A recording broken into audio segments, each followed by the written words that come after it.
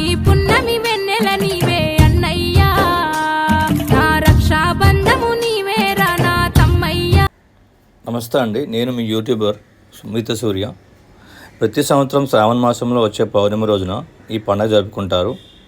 రక్షాబంధనను కొన్ని ప్రాంతాల్లో శ్రావణ పౌర్ణిమ లేదా జంధ్యాల పౌర్ణిమ అని కూడా పిలుస్తారు.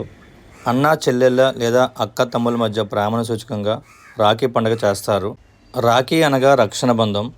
ఇది అన్నకు కానీ తమ్మునికి కానీ ప్రేమ సూచకంగా సోదరి కడుతుంది. పూర్వ ఇతిహాసాల ప్రకారం ద్రౌపది శ్రీకృష్ణుల అన్నా చెల్లెల అనుబంధం అత్యంత గొప్ప అనుబంధంగా కనిపిస్తుంది. శిశుపాలుని శిక్షించే క్రమంలో సుదర్శన చక్రాన్ని ప్రయోగించిన కృష్ణుడి చూపువేలికి రక్తం కారుతుంది. అది చూసిన ద్రౌపది తన పట్టుచీర కొంగు చింపి వేలికి కట్టింది.